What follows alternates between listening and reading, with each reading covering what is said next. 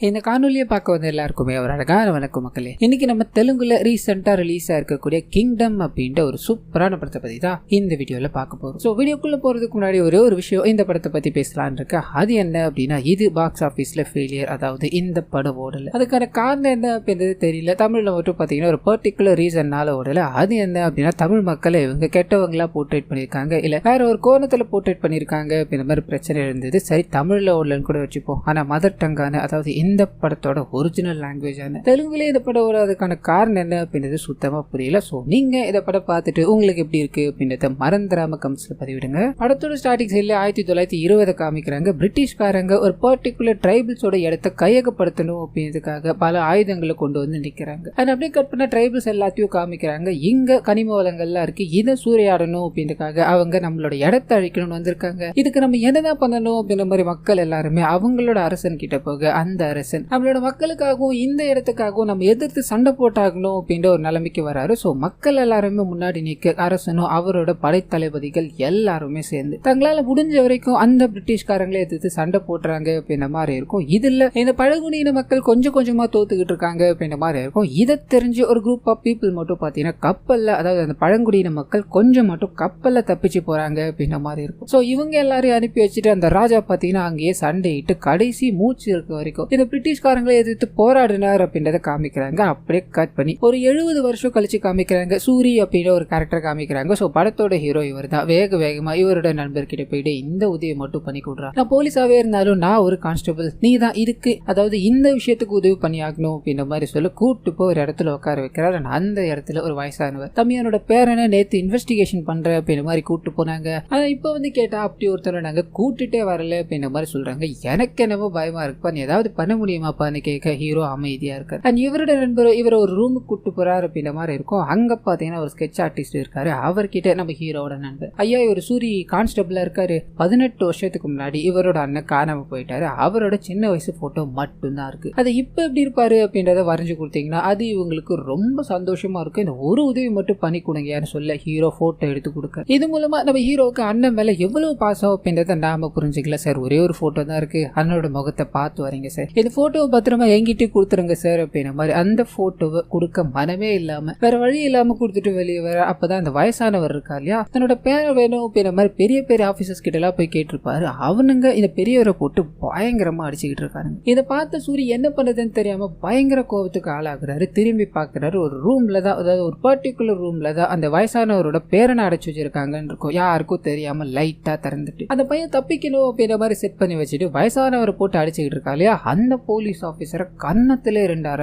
அங்க இருக்க எல்லாருமே போலீஸ்காரர், அதாவது சீனியர் ஆபீசரே நீ அடிச்சிட்டியா அப்படின்ற மாதிரி இவரை போட்டு பயங்கரமா தாக்க ஆரம்பிக்க. இந்த கேப்ல அந்த பெரியவரையும் மறந்துட்டாங்க, பேரனையும் மறந்துட்டாங்க, 2 பேரும் அங்க இருந்து போயிட்டாங்க. அது அப்படியே கட் பண்ண ஹீரோ மேல பயங்கரமா இஷ்யூ ஆயிடுத்து. நான் உன்னை எத்தனை தடவை காப்பாத்தி விட்டுறது, எதுக்காக சீனியர் ஆபீசர் அடிச்ச அப்படின்ற மாதிரி இவருக்கு உதவுற ஒரு 2 போலீஸ் இருப்பாங்க. அவங்க பேசிக்கிட்டே இருக்கும்போது வயசானவர்ப்பா 70 வயசுக்கு மேல இருக்கும், அவரால் எழுந்து நிக்கவே முடியாது. இந்த நேரத்துல பேரனுக்காக வந்து நிக்கிறாரு. அவரை போட்டு அடிச்சா என்னால ஏத்துக்க முடியுமா, நீங்க அடிச்சாலும் சரி யார் அடிச்சாலும் சரி, அந்த இடத்துல நான் இருந்தேன்னா மறுபடியும் அடிப்பேன் அப்படின்ற மாதிரி முறப்பா நின்னுகிட்டே இருக்க. அம்மா பலார்னு ஒரு ஆற விட்டுறாங்க, மன்னிச்சிருங்க, இனிமேல் அப்படி நடக்காது அப்படின்ற மாதிரி மன்னிப்பு கேட்க. இதுக்கு அடுத்த நாள் காலையில இவரை பார்க்கணும் அப்படின்ற மாதிரி 2-3 ஜீப்ல நிறைய போலீஸ்காரங்க வந்து நிக்கிறாங்க அப்படின்ற மாதிரி இருக்கட்டும், எதுவா இருந்தாலும் நான் பாத்துக்கிறேன், நீ ஆமா இல்லன்னு மட்டும் தலையாட்டிட்டு வாடா அப்படின்ற மாதிரி இவருக்கு உதவுற போலீஸ்காரர் உள்ள கூட்டு போய் நிறுத்த. சரி தெரியாம பண்ணிட்டா, இனிமேல் அப்படி நடக்காது அப்படின்ற மாதிரி நம்ம ஹீரோக்கு பதிலா இந்த மனுஷன் பேசிக்கிட்டே இருக்கும்போது அங்க எதிரில் இருக்க நபர், டே யாரா இருந்தாலும் அடிப்பியா, நான் உனக்கு ஆர்டர் போறேன், உனக்கு இவ்வளவு நேரம் வக்காலத்து வாங்கினார் இல்லையா, அவரை நீ அடிச்சு தாண்டா ஆகணும்னு சொல்ல ஹீரோ வேற வழியே இல்லாம அவர் அடிக்க அவர் அங்க இருந்து வெளியே போறாரு அப்படின்ற மாதிரி இருக்கும். அண்ட் இந்த சைடு சீனியர் ஆபீசரும் அவரை வெளியே அமிச்சதுக்கு அப்புறமா பேச ஆரம்பிக்கிறார். நான் உன்னை நீ பண்ண காரியத்துக்கு டிஸ்மிஸ் பண்ணணும், உன்னை டிஸ்மிஸ் பண்ண கூடாது அப்படின்னா நீ அடிச்ச இல்லையா,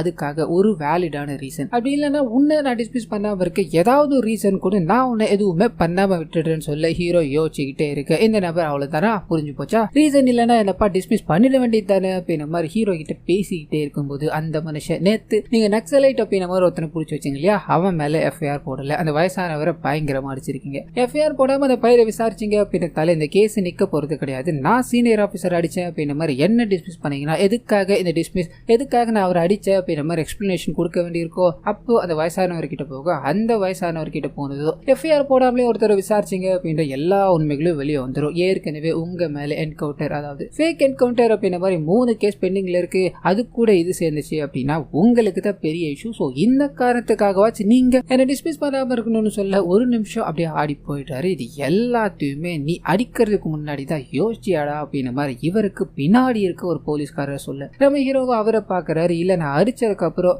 இது எல்லாத்தையும் இன்வெஸ்டிகேஷன் பண்ணி தெரிஞ்சுக்கிட்டேன்னு சொல்ல அவரை ஒரு வார்த்தை கூட பேசாம அனுப்பி வைக்கிறாங்க. அண்ட் சூரிய வெளியே வந்ததும் முதல் வேலையை அவருக்கு நெருக்கமானவர் அடிச்சிட்டார் இல்லையா, அவர்கிட்ட மன்னிப்பு கேட்டுட்டு அவரோட வீட்டுக்கு போக அந்த சமயத்துல தான் சூரிய அவ்வளவு பெரிய பிரச்சனையை பண்ணியும் எதுவுமே பண்ணாம வெளியே விட்டார் இல்லையா, அந்த போலீஸ்காரர் இவர் ரகசியமா வந்து சந்திக்கிறார் அப்படின்ற மாதிரி இருக்கும். ஸோ சூரியக்கு டவுட் ஆயிடுச்சு, ஒரு கான்ஸ்டபிள் ஆன என்ன நீங்க ரகசியமா சந்திக்கிறது எதுக்காக, உங்களுக்கு என்ன வேணும் அப்படின்ற மாதிரி கேட்க, அப்பதான் நீ 18 வருஷமா உன்னோட அண்ணனை தேடிக்கிட்டு இருக்க இல்லையா, உன்னோட அண்ணன் உன் அப்பாவை கொலை பண்ணிட்டு இங்க இருந்து தப்பிச்சு போயிட்டா அப்படின்ற மாதிரி தான் ரெக்கார்ட் பதிவாயிருக்கு. ஸோ நீ எனக்கு ஒரு பர்டிகுலர் மிஷனுக்காக போக வேண்டி இருக்கு, உன்னால மட்டும்தான் முடியும் அப்படின்ற மாதிரி நான் திங்க் பண்றேன். அப்படி அதை நீ பண்ணி கொடுத்துட்ட அப்படின்னா உன்னோட அண்ணனை கண்டுபிடிச்சு தர வேண்டியது எங்க பொறுப்பு அப்படின்ற மாதிரி சொல்ல, இவர் ஒரு மிஷனுக்கு போகலாம் அப்படின்ற மாதிரி சொன்னதோ அங்க இருந்து போகலாம் ட்ரை பண்ணிருப்பாரு. ஆனா அண்ணனை கொண்டு வந்து தரப்போறாங்க அப்படின்னு சொன்னதோ லிட்டரலி அப்படி உறைஞ்சு போய் நிற்கிறார். காரணம் என்ன அப்படின்னா 18 வருஷத்துக்கு முன்னாடி காணாம போன அண்ணா இப்ப எப்படி இருப்பாரு அப்படின்றத வரைபடமாவாச்சு பாத்துக்கலாம் அப்படின்ற மாதிரி ட்ரை பண்ணிக்கிட்டே இருந்த இவருக்கு இப்ப அண்ணனே தான் கூட வரப்போறாரு அப்படின்ற ஒரு செய்தி கிடைச்சதோ எவ்வளவு சந்தோஷமா இருக்கோ அந்த சந்தோஷத்தை வெளிப்படுத்துற விதமா ஆனந்த கண்ணீரோட நின்றுகிட்டே இருக்கும்போது ஹீரோ கிட்ட ஒரு ஃபைலை கொடுக்குறாரு.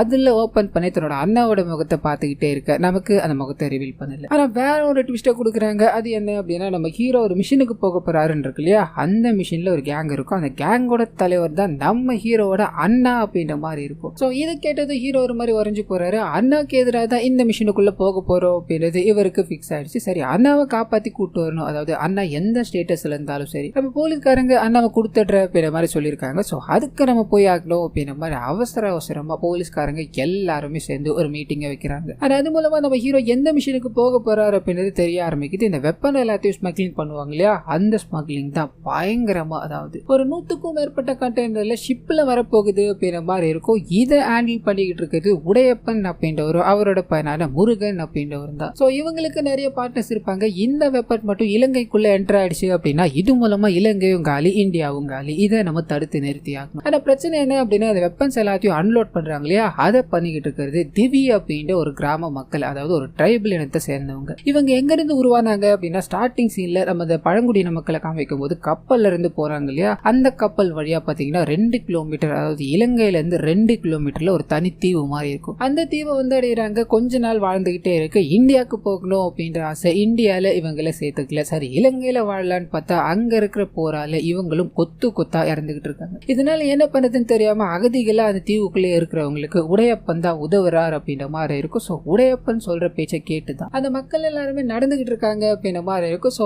இந்த குரூப்புக்கு தலைவனா இருக்கிறது தான் நம்ம ஹீரோவோட அண்ணனா சிவா அப்படின்ற மாதிரி இருக்கும். ஸோ இங்க இருந்து தான் நம்ம ஹீரோ இந்த மிஷினை ஸ்டார்ட் பண்ணி ஆகணும் அப்படின்ற மாதிரி எக்ஸ்பிளேஷனை கொடுத்து இவருக்கு நிறைய பயிற்சிகள் எல்லாத்தையும் கொடுத்துக்கிட்டே இருக்காங்க. அதே நேரத்தில் சில விஷயங்களை, அதாவது அந்த கிராம மக்கள் இருக்காங்க இல்லையா, திவி கிராம மக்கள், ஒரு சில விஷயங்களை அன்லோட் பண்ணணும் அப்படின்ற மாதிரி போக ஒருத்தர் இறந்து போயிறாரு, சில பேர் அரெஸ்ட் பண்ணப்பட்டுட்டாங்க அப்படின்ற மாதிரி இருக்கும் போலீஸ்காரங்களால. ஸோ அரெஸ்ட் பண்ணப்பட்டவங்க இருக்காங்க இல்லையா, அதுல ஒருத்தர் தான் சிவா அப்படின்றது. அவர் ஜெயிலில் அடைக்கப்பட்டிருக்காரு, அதாவது ஜாஃப்னா ஜெயிலில் அடைக்கப்பட்டிருக்காரு அப்படின்ற தகவல் இவங்களுக்கு வந்து சேருது. ஸோ இதுதான் சரியான சமயமா இருக்கும் அப்படின்ற மாதிரி ஹீரோவை மிஷின்ல இறக்கணுன்ற மாதிரி தயாராகிறாங்க. அந்த சமயத்தில் ஒரு சின்ன பிளாஷ்பேக் ஒன்று நமக்கு காமிக்கிறாங்க. இவரோட அண்ணனும் பார்த்தீங்கன்னா சின்ன வயசுல இருந்து ரொம்ப நெருக்கமா இருந்திருப்பாங்க. வீட்டுக்குள்ள அப்பா பயங்கரமா குடிச்சிட்டு வந்து டெய்லி சண்டை போட்டுக்கிட்டே இருக்க இவனுங்க அதால பயந்துகிட்டு இருக்காங்க. அண்ணா தனக்கு இருக்கா அப்படின்ற மாதிரி ஹீரோவும் தன்னோட குழந்தை பருவத்தை எல்லாத்தையுமே அண்ணனோட தான் செலவிட்டுக்கிட்டு இருக்காரு அப்படின்ற மாதிரி இருக்கும். அந்த சமயத்துல தான் அண்ணா நீ இங்கே இருடா நான் வந்துட்டேன் அப்படின்ற மாதிரி சொல்லிட்டு போக ஒரு வயசான பாட்டியை மார்க்கெட்ல பாக்குறான். அந்த பாட்டி கிட்ட போகும்போது அந்த பாட்டியோட முதுகுல ஒரு பச்சை குத்துறாங்க அப்படின்ற மாதிரி இருக்கும். குத்துன அடுத்த நொடி அவங்க மயக்கம் போட்டு விழுந்துட்டாங்கன்ற மாதிரி மொத்த கும்பல் அங்க சுத்தி நின்றுகிட்டே இருக்க. இதை அண்ணா கிட்ட சொல்றா. அண்ணாவும் பயந்து போய் பார்த்துக்கிட்டே இருக்க. அப்படியே கட் பண்ண அண்ணா அண்ட் இவரை 2 பேரையும் அப்பா போட்டு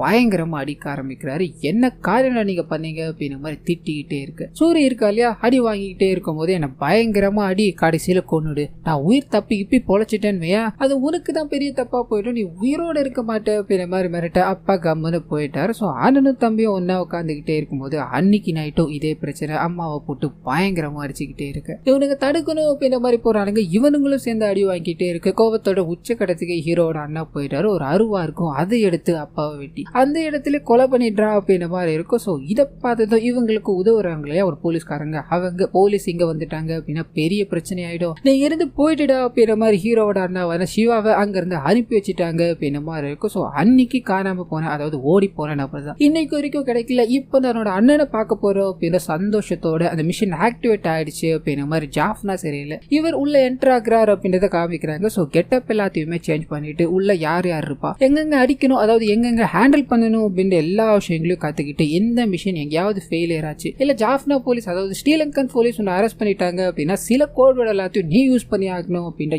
எல்லாத்தையும் சொல்லிதான் சூர்யா அந்த ஜெயிலுக்குள்ள அனுப்புறாங்க அப்படின்ற மாதிரி இருக்கும். ஸோ போன வேலையை இவரோட பிளானை எக்ஸிக்யூட் பண்ண ஆரம்பிக்க ஒரு சண்டையை வலிக்கிறாரு. அந்த சண்டை பெருசாக்கிட்டே இருக்கு. இந்த சண்டையோட முடிவில் சிவா வெளியே வரணும் அப்படின்றதா இவரோட பிளான், அதாவது இவரோட எய்மா இருந்திருக்கும். அந்த எய்ம் பக்காவா நடக்க ஆரம்பிக்குது. சிவாவை நமக்கு காமிக்கிறாங்க. ஸோ சிவா வந்ததும் இவர் யார் எவரெல்லாம் தெரியாது இல்லையா, அவரை போட்டு அடிக்க ஆரம்பிக்கிறாரு. இங்க இருக்கிற எல்லாருமே அதாவது ஜெயிலுக்குள்ள இருக்க எல்லாருமே அதை தடுக்கணும் அப்படின்ற மாதிரி ட்ரை பண்ண யாராலையுமே முடியல. இத்தோட முடிவுல சிவா தன்னோட ஆளுங்க மேலே கை வச்சுட்டு நீ உயிரோட இருக்க கூடாது அப்படின்ற மாதிரி ஒரு ஆணி மாதிரி இருக்கும். அதை எடுத்து நம்ம ஹீரோட வயிற்றுல குத்தி லைட்டா ரத்தம் வெளியே வர அந்த சமயத்துலதான் ஹீரோ ஒரே ஒரு வார்த்தை, அதாவது தன்னோட அண்ணனை பார்த்து நான் முழுசா செத்துட்டனா அப்படின்ற மாதிரி பார்த்துட்டு போயிட்டு தப்பி தவறி நான் பொழைச்சேன் அப்படின்னா நீ உயிரோடு இருக்க மாட்டடா அப்படின்ற மாதிரி சொல்ல அந்த ஒரு கணம் சிவா அப்படி பட்டுன்னு ஸ்டன் ஆயிட்டார். தன்னோட தம்பி தான் இது அப்படின்றத உணர ஆரம்பிக்கிறார். மற்றவங்க எல்லாருமே இவரை அடிக்கணும் அப்படின்ற மாதிரி வரும்போது டேவே என் தம்பிடா, இவன் மேல யாரும் கை வைக்காதீங்கடான்னு சொல்ல அப்படியே கற்பேனா சிவா தனிமையில சந்திக்கணும் அப்படின்ற மாதிரி போறாரு.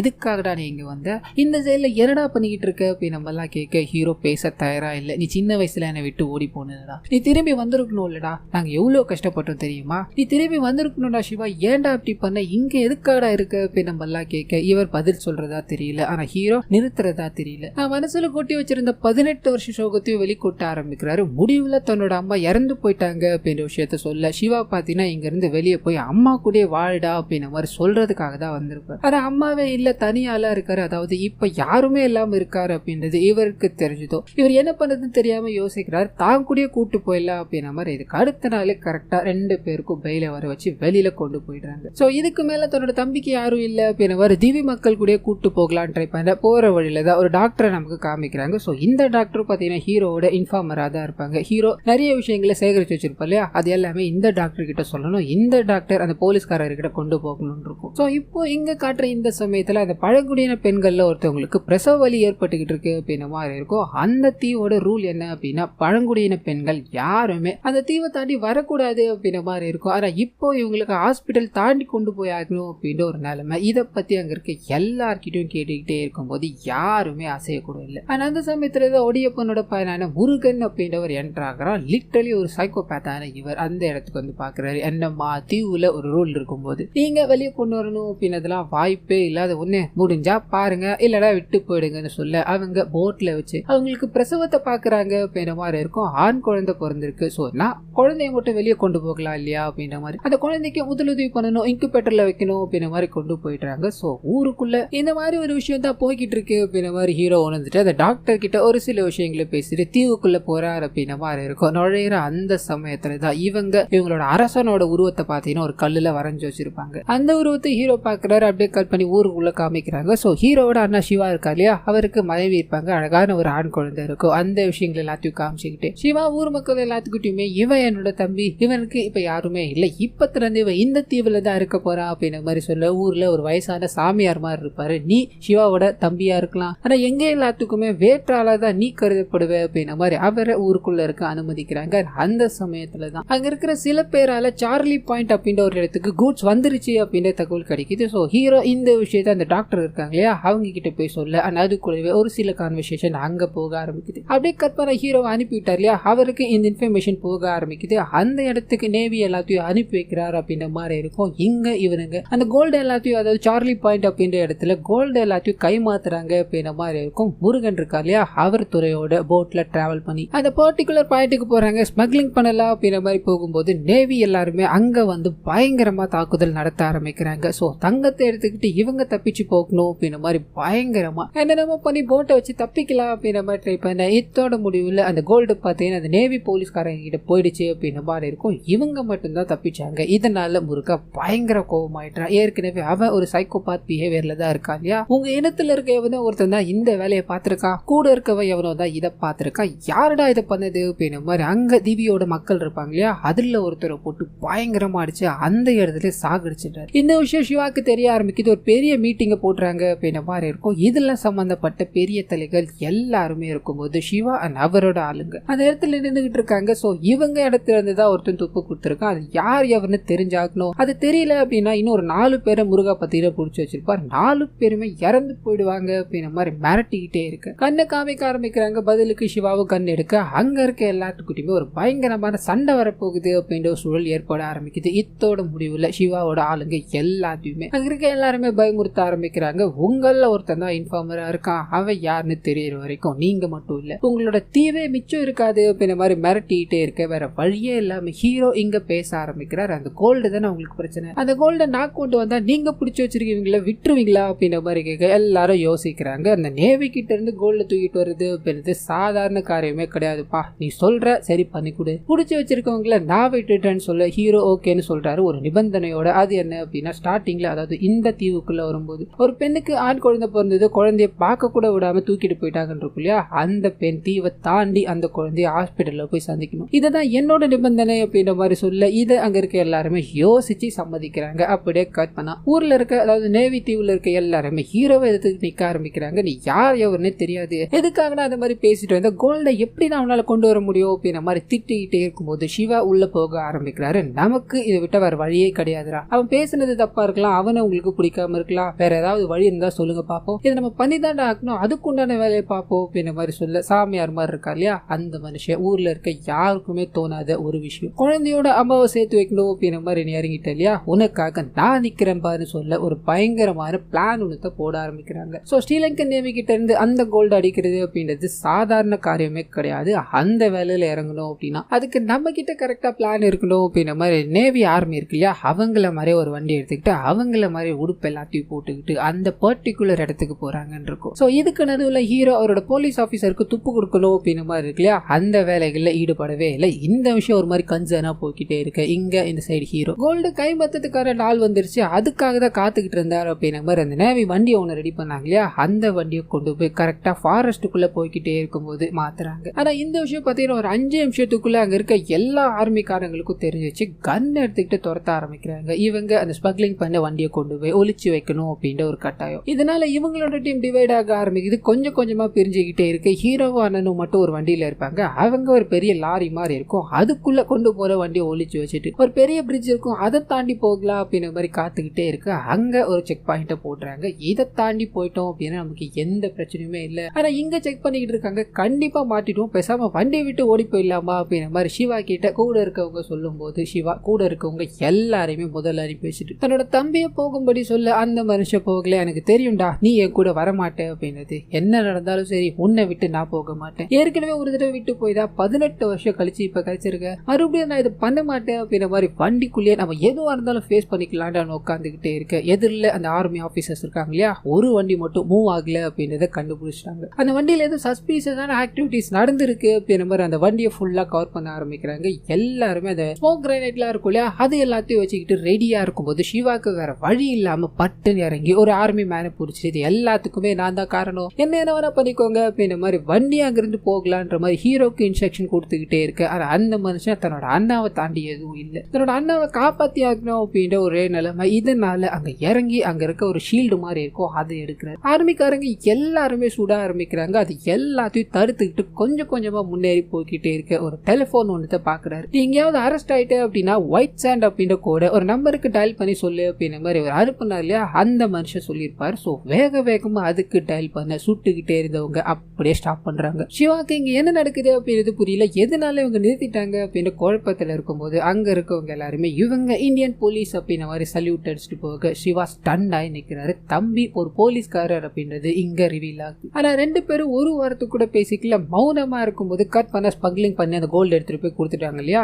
இதனால அவங்க சொன்னதை நிறைவேற்றி ஆகணும் அப்படின்ற மாதிரி முருகாக கையோட அந்த லேடியை கூட்டு வர சொல்றாங்க. இவருக்கு இந்த விஷயம் ஒரு மாதிரி தலைக்கு ஏற ஆரம்பிக்குது. காரணம் என்ன அப்படின்னா இந்த மக்கள் எல்லாருமே அடிமையா இருக்கணும், எனக்கு கீழே தான் அப்படின்ற மாதிரி நினைச்சுக்கிட்டு இருந்தாரு. இப்போ அவங்க வெளியே வராங்க, தன்னை மீறி வெளியே வராங்க பண்ணிட்டாங்க அப்படின்ற வன்மம் இவருக்குள்ள ஓடிக்கிட்டே இருக்கு. ஆனா வேற வழி கிடையாது, அப்பா சொல்லிட்டாரு அப்படின்றதுக்காக இதை பண்ண ஆரம்பிக்கிறார். கட் பண்ண அந்த லேடி வெளியே வந்து தன்னோட குழந்தைய பாக்குறாங்க. இத்தனை வருஷம் தவிப்பு, அதாவது ஒரு முறையாவது நம்ம தீவை தாண்டி போக மாட்டோமா அப்படின்னு ஒரு நப்பாசையில இருந்த இவங்களுக்கு இப்போ அது வாய்ப்பு கிடைச்சிருக்கு இல்லையா. அதோட அந்த குழந்தைய வேற பாத்துட்டாங்க. அந்த சந்தோஷத்தோட கண்ணீர் மல்க நின்னுகிட்டே இருக்கு. யாருமே பண்ணாத விஷயத்த பண்ணிட்டா அப்படின்ற மாதிரி ஹீரோவை எல்லாருமே தங்களோட இனத்தை சேர்ந்த ஒருத்தனா ஏத்துக்க ஆரம்பிக்கிறாங்க. தலையில தூக்கி வச்சு கொண்டாடிக்கிட்டே இருக்கு. இன்னொரு பக்கம் சிவா தன்னோட தம்பி ஒரு போலீஸ் அப்படின்னு தெரிஞ்சதால மனம் ஒடிஞ்சு போய் உட்காந்துக்கிட்டே இருக்கான். இந்த ரெண்டு விஷயத்தையும் பேரலா காமிச்சிட்டு இன்னொரு பக்கம் உடையப்பன் கிட்ட போகுது. முருகன் அப்படி ஒரு அவமானத்தை செஞ்சுட்டு வந்துட்டார் இல்லையா. இதனால பயங்கர சோகத்துல இருக்கும்போது உன் கண்ணை தொடச்சுக்கூடா, எல்லாரும் அவமானப்படுத்துறாங்க சிரிக்கிறாங்க அப்படின்றதுலாம் உன் மைண்டுக்குள்ள ஏத்திக்காத.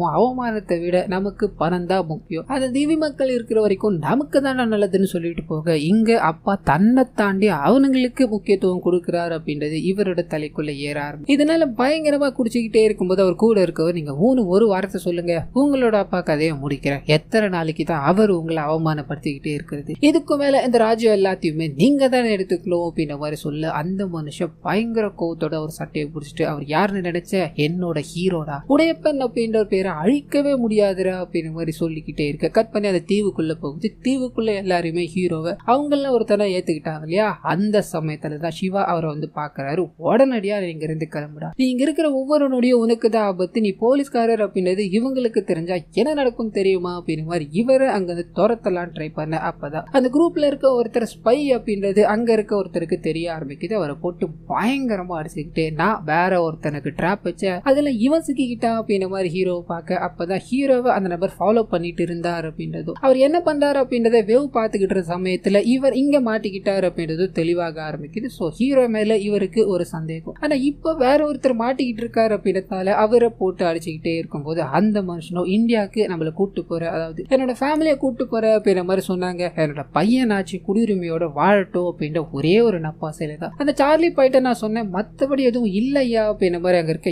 எல்லார்கிட்டயுமே மன்னிப்பு கேட்டுக்கிட்டே இருக்க. அந்த சமயத்துல உடையப்பன் இறந்து போயிட்டாரு அப்படின்ற தகவல் கிடைக்குது. மக்கள் எல்லாருமே அச்சத்துக்கு போயிட்டாங்க. காரணம் என்ன அப்படின்னா முருகா அப்படின்ற ஒரு சைக்கோபேத் இருக்கா இல்லையா, அவனாலதான் ஒரு மாதிரி ஸ்டன்னா நின்றுகிட்டே இருக்க. அப்படியே கட் பண்ணி முருகாவை காமிக்கிறாங்க. அப்பாவோட உடை முதற்கொண்டு நடை பாவனை அப்படின்ற எல்லாத்தையுமே மாத்திக்கிட்டு மொத்தமா உடையப்பனா மாறி நிக்கிறாரு அப்படின்ற மாதிரி இருக்கும். பார்ட்னர் கிட்ட போய் என்னோட அண்ணன் கிட்ட சொல்லணும் அப்படின்ற மாதிரி ட்ரை பண்ண லைன் கிடைக்கல. பொறுமையா சொல்லிப்பேன். சரி, என்னோட அப்பாவுக்கு இறுதி சடங்குலாம் நடத்துறதுக்கு முன்னாடி அந்த திவி கிராம மக்கள் இருக்காங்க இல்லையா, அவங்க எல்லாருமே இங்க வந்தாக்கணும். என் அப்பா சாகிறதுக்கு முன்னாடி கூட அவங்கள பத்தி தான் பேசிக்கிட்டு இருந்தார். சோ இதுதான் நான் அப்பாவுக்கு செய்யற கரெக்டான விஷயமா இருக்கும். ஆண் பெண்கள் அப்படின்ற எல்லாருமே இங்க வந்து அப்பா வழிபட்டு போனோம், சாப்பாடு எல்லாமே இங்கதான்ப்பா, கரெக்டா எல்லாம் வந்துருங்க அப்படின்ற மாதிரி சொல்லி அனுப்ப. சிவாக்கு ஒரு மாதிரி பயமா இருக்கு, என்ன நடக்க போகுதோ அப்படின்ற மாதிரி. பார்ட்னர் ஒருத்தர் இருப்பா இல்லையா, அவர்கிட்ட போகும்போது நாங்க இங்க இருக்கோம், நீ தைரியமா இரு சிவா, நாங்க பாத்துக்கிறோம் அப்படின்ற மாதிரி எல்லாரையும் கூப்பிட்டு வர சொல்ல அந்த சமயத்துலதான் ஒரு நபர் இன்ஃபார்மர் யார் அப்படின்ற மாதிரி திவி மக்கள் ஒருத்தர் கண்டுபிடிச்சிருப்பா இல்லையா,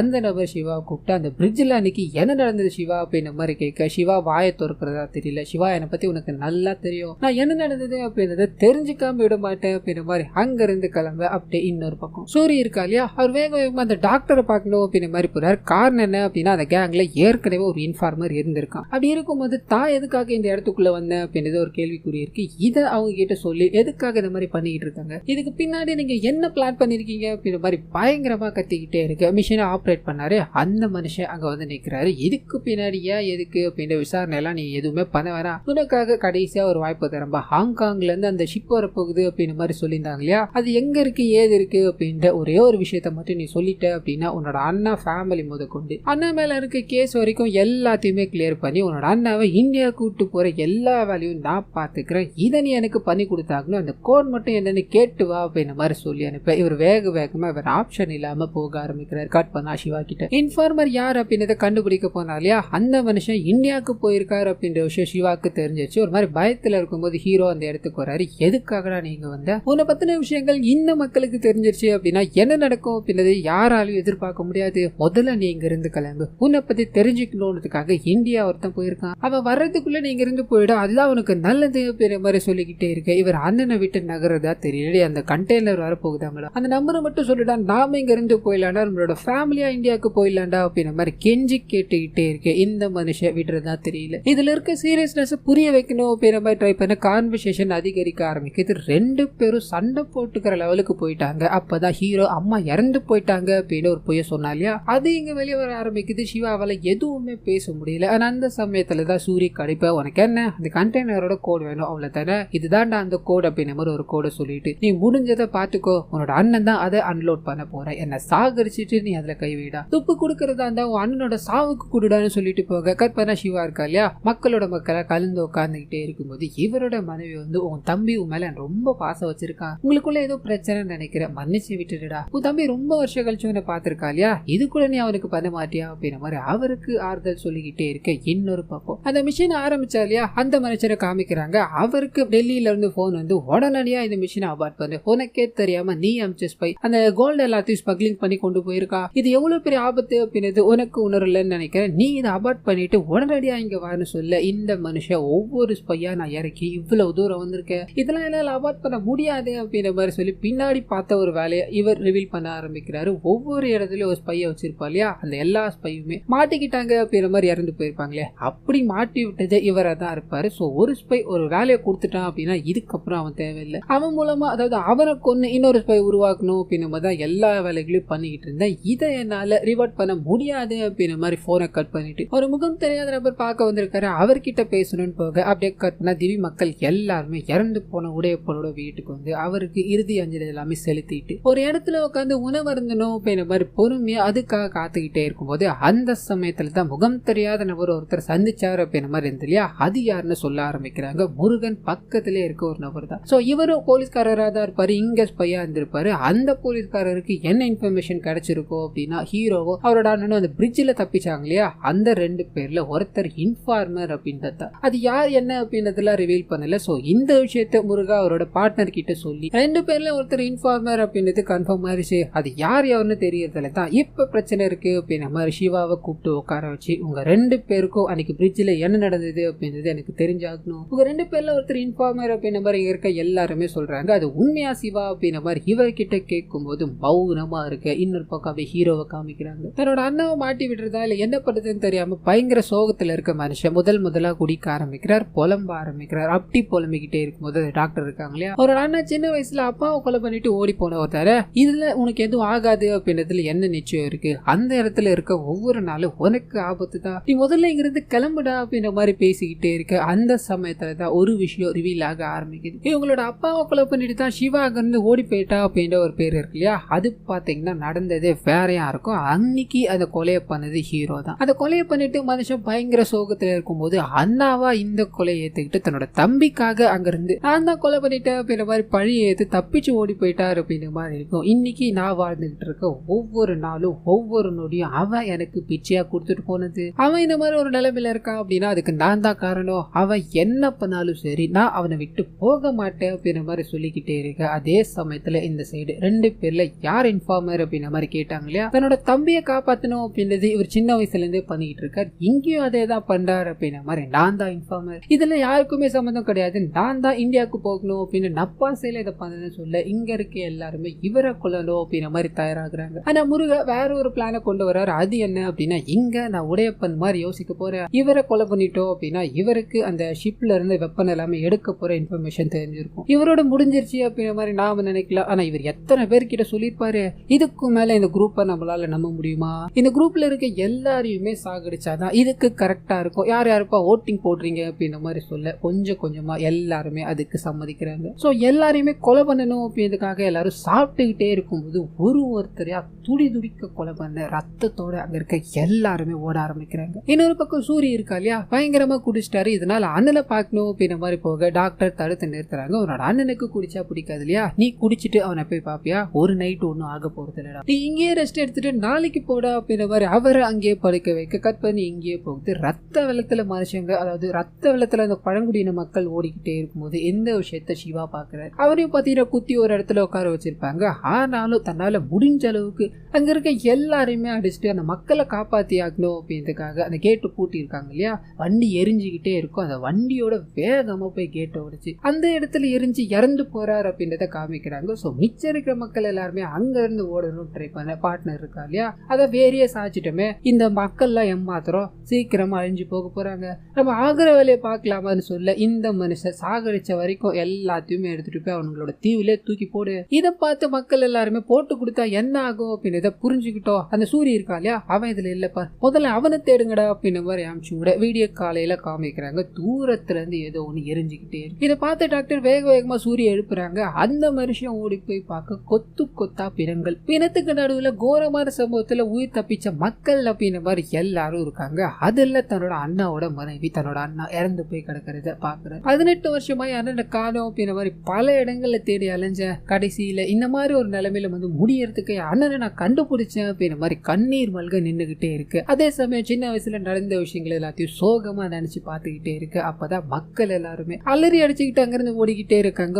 மொத்தத்தையும் பத்தி எரிஞ்சுக்கிட்டு இருக்கு அப்படின்ற மாதிரி இருக்கும். வேற வழி இல்லாம ஹீரோ அங்க இருக்க எல்லாரையும் காப்பாத்தி ஆகணும் அப்படின்றதுக்காக இவங்க 70 வருஷத்துக்கு முன்னாடி வந்து சேர்ந்தாங்க இல்லையா, அந்த கப்பலை ஒரு பெரிய கயிறு மாதிரி இருக்கும், அதை வச்சு இழுக்கணும் அப்படின்ற மாதிரி ட்ரை பண்ண ஊரோட சாமியார் இதை பாக்குறாரு. ஹீரோட முதுகுல ஒரு சிம்பிள் மாதிரி இருக்கும். அது சின்ன வயசுல பச்சை குத்துனார் இல்லையா, அதுவா இருக்கும். அதை பார்த்ததோ இன்னுமா நம்ம எல்லாருக்கும் அது யாருன்னு புரியல. அவன்தான் நம்மளோட அரசர் அப்படின்ற மாதிரி சொல்ல எல்லாருமே பூரிச்சு போறாங்க. அரசருக்கு உதவி பண்ணணும் அப்படின்ற மாதிரி அந்த கப்பலை பயங்கர கோவத்தோட தள்ளிக்கிட்டே இருக்கு. அப்பதான் ஒரு சில விஷயங்கள் நமக்கு ரிவீல் பண்றாங்க. இந்த மக்கள் எல்லாருமே இங்க இருந்து போனாங்க இல்லையா, ஒரு சின்ன பையனோட கையில தான் கிரீடம் இருக்கும். அந்த பையனா இந்த வயசானவரா இருந்திருப்பாரு. தன்னோட அரசர் இங்க இறந்து போயிட்டாரு அப்படின்ற மாதிரி இருக்கும். மறுபடியும் அரசர் வருவார், அப்போ அவர்கிட்ட இது கொடுங்க அப்படின்ற மாதிரி தான் சின்ன பையனான இவர்கிட்ட அந்த கிரீடம் வந்திருக்கும். சில விஷயங்கள் எல்லாத்தையும் ரெஃபரன்ஸா சொல்லியிருப்பாங்க. அந்த ரெஃபரன்ஸோட தான் இங்க நம்ம ஹீரோ அந்த கப்பலை இழுத்துக்கிட்டு இருக்காரு அப்படின்ற மாதிரி இருக்கும். ஸோ அரசரை இருக்காரு அப்படின்ற நம்பிக்கையில இவங்க திருப்பி அடிக்கணும் அப்படின்ற வெறியோட அரசர் இருக்காரு அப்படின்ற நம்பிக்கையோட அந்த இடத்துக்கு போக ஆரம்பிக்கிறாங்க. முருகனோட எல்லா ஆட்களையும் பயங்கரமா கொண்டு புதைக்கிறாங்க. கடைசியில முருகனை அவர் பண்ண தப்ப எல்லாத்தையும் நினைச்சு பருந்துற அளவுக்கு பயங்கர கொடூரமா சாகடிக்கிறாங்க. எஞ்சியுள்ள ஒரு ஆட்களும் உயிரோட இருக்கக்கூடாது அப்படின்றதுக்காக கன் எடுத்து சுட ஆரம்பிக்கிறாரு. கண்ணுல புல்லட் இல்லைன்றதுக்காக கண்ணுலயே அடிச்சு அவங்க எல்லாரையுமே சாகடிச்சுக்கிட்டே இருக்கும்போது அந்த வயசானவர் ஒரு விஷயத்தை ரிவீல் பண்ண ஆரம்பிக்கிறார். அது என்ன அப்படின்னா, இவங்க அந்த ஊரை விட்டு போகும்போது ஒரே ஒரு பெண் மட்டும் பாத்தீங்கன்னா அந்த ஊருக்குள்ள இருக்கிறாங்க அப்படின்ற மாதிரி இருக்கும். அவங்க தங்களோட அரசனை தேடி அலையறாங்க அப்படின்ற மாதிரி இருக்கும். வருடங்கள் போக்கிட்டே இருக்கு. அவங்க வயசான தோற்றத்துல போயிடுறாங்க. ஒரு இடத்துல இருக்காங்க அப்படின்ற மாதிரி இருக்கும். அந்த இடத்துல தான் ஹீரோவும் அவரோட அண்ணனும் சின்ன வயசுல இருக்கும்போது ஹீரோ பச்சை குத்தனோ அப்படின்ற மாதிரி போயிருப்பார் இல்லையா, இந்த பாட்டி கிட்ட தான் போயிருப்பார். சோ அரசனை அவங்க பார்த்தா அந்த நொடியே உடம்பெல்லாம் புல்லரிச்சு போக ஆரம்பிக்குது. சூரியோட முதுகுல அந்த உருவத்தை வரையறாங்க. உருவத்தை வரைஞ்ச அந்த கணமே அவங்க இறந்து போறாங்க அப்படின்ற மாதிரி இருக்கும். சோ இந்த விஷயத்த எல்லாத்தையும் பார்த்தீங்கன்னா பிளாஷ்பேக்ல காமிச்சிருப்பாங்க. இறந்து போனது அண்ணா, அப்பாவை கொலை பண்ணிட்டு அங்கிருந்து தப்பிச்சு போறது, இந்த தீவை வந்தடைகிறது, அண்ணாவை தேடி இவர் வந்தது அப்படின்றது எல்லாமே காலத்தால எழுதப்பட்ட ஒண்ணு. எங்களோட அரசன் வந்து சேரணும் அப்படின்ற ஒரே நோக்கத்துக்காக தான் இது எல்லாமே நடந்துகிட்டு இருக்கு அப்படின்ற மாதிரி அந்த வயசானவர் சொல்லிக்கிட்டு நம்ம ஹீரோக்கு இத்தனை நாளா வச்சுக்கிட்டு இருந்த அந்த மகுடத்தை சூட்டுறாரு அப்படின்ற மாதிரி இருக்கும். அப்படியே இந்த சைடு ஹீரோட பாயிண்ட் ஆஃப் வியூல அண்ணா இறந்து போறதுக்கு முன்னாடி, அதாவது அந்த பிரிட்ஜில் மாட்டிருப்பாரு, நீ இருடா அப்படின்ற மாதிரி போயிருப்பா இல்லையா, அந்த ஒரு கடத்துல திவ்ய மக்களை நீ தாண்டா பாத்துக்கணும் அப்படின்ற மாதிரி சொல்லிட்டு போயிருப்பாரு. சோ அண்ணா இறந்து போனதால மக்கள் எல்லாத்தையும் பாத்துக்கிற ரெஸ்பான்சிபிலிட்டி எனக்கு தான் இருக்கு அப்படின்ற மாதிரி அதை ஏத்துக்கிறார். இன்னொரு பக்கம் இவரை பத்தி தெரிஞ்சுக்கணும் அப்படின்ற மாதிரி அந்த மக்கள்ல ஒருத்தர் போனார் இல்லையா, அவருக்கு நம்ம ஹீரோ ஒரு போலீஸ்காரர் அப்படின்றது தெரிஞ்சு போயிடுச்சு. சோ போலீஸ்காரர் தங்களை ஏமாத்திருக்காரு அப்படின்ற விஷயம் கிராம மக்களுக்கு தெரிஞ்சா என்ன ஆகும்? இந்த மக்கள் அரசனை வழிபட்டுக்கிட்டு இருக்க இந்த நபர் தங்களை மோசம் பண்ணிக்கிட்டு இருக்காருன்னு தெரிஞ்சா இவங்க என்ன பண்ணுவாங்க அப்படின்ற ஒரு வாய்ஸ் ஓவர். இன்னொரு பக்கம் அந்த முருகாவை கொண்டுட்டாங்க. அப்பாவோட போனோம், முருகாவோட போனோம், 2 பொண்ணுமும் இருக்கு. தன்னோட அண்ணா மலேசியால இருக்கான் அப்படின்னு ஒண்ணு இருக்கு இல்லையா, அண்ணா வேக வேகமா இவங்களை பார்க்கணும் அப்படின்ற மாதிரி வரான். இதுக்கு காரணமானவங்களை தேடி போக ஆரம்பிக்கிறான். சோ அண்ணனோட முகத்தை நமக்கு ரிவீல் பண்ணல, பார்ட் 2ல வெயிட்டா வச்சிருப்பாங்க போல. அடுத்ததா டாக்டர் இருக்காங்க இல்லையா, அவங்க கிட்ட போக ஆரம்பிக்குது. இவ்வளவு வேலைகளை பண்ணி அவன் அந்த இடத்துக்கு போயிட்டான் அப்படின்றது என்னால ஏத்துக்கவே முடியல. இந்த மிஷின் ஆரம்பிக்கிறதுக்கு முன்னாடி நான் சொன்ன விஷயங்கள்லாம் என்னன்னு எல்லாத்தையும் மறந்துட்டியா அப்படின்ற மாதிரி மிஷினை கொடுத்தாலையா, அந்த மனுஷன் திட்டிக்கிட்டு அந்த மண்ணிலே இயற்கையாவே ஏதோ ஒன்று இருக்கு போல, அதான் அங்க போறவங்க எல்லாருமே டீமன் ஆகுறானுங்க. இதுல பிரச்சனை என்ன அப்படின்னா, இவ டீமன்ஸ் எல்லாத்துக்கும் தலைவன் ஆயிட்டாரு. இருந்தாலும் சிவா இறந்து போக போறான் அப்படின்றது உனக்கு முன்னாடியே தெரியும் இல்லையா. அப்படி தெரிஞ்சிருந்தும் சூரியன் அவனை காப்பாற்ற விடாம அன்னைக்கு நைட்டு ஸ்டே பண்ண, அதாவது உன்னோட இடத்துல ஸ்டே பண்ண வச்சுட்டு இந்த விஷயம் மட்டும் சூரியக்கு தெரிஞ்சது அப்படின்னா நீ எந்த இடத்துக்கு போனாலும் உயிரோட விட மாட்டான். சோ நீயும் டேஞ்சர்ல தான் இருக்க அப்படின்ற மாதிரி ஒட்டு மொத்த பேரும் ஒரு பெரிய யுத்தத்துக்கு தயாராயிட்டாங்க அப்படின்றத காமிச்சு ஹீரோ கிட்ட போகுது. பழங்குடியின மக்கள் இப்போ எல்லாருமே மாஸ்க் எல்லாத்தையுமே அறிஞ்சுக்கிட்டு தங்களோட அரசனான சூரியோட எது நடந்தாலும் பாத்துக்கலாம் அப்படின்னு ஒரு மனப்பாங்கோட உட்காந்துக்கிட்டு இருக்காங்க அப்படின்றத காமிச்சு இந்த படத்தை இதோட முடிக்கிறாங்க. சோ ஸ்டார்டிங்ல சொல்ற மாதிரி இந்த படம் எனக்கு ஒரு நல்ல படமா தான் இருந்தது. அப்பார்ட் ஃப்ரம் அந்த தமிழ் ஷோ தவிர உங்களுக்கு எப்படி இருந்தது அப்படின்றத நீங்க மறந்துடாம கமெண்ட்ஸ்ல பதிவிட்டுருங்க.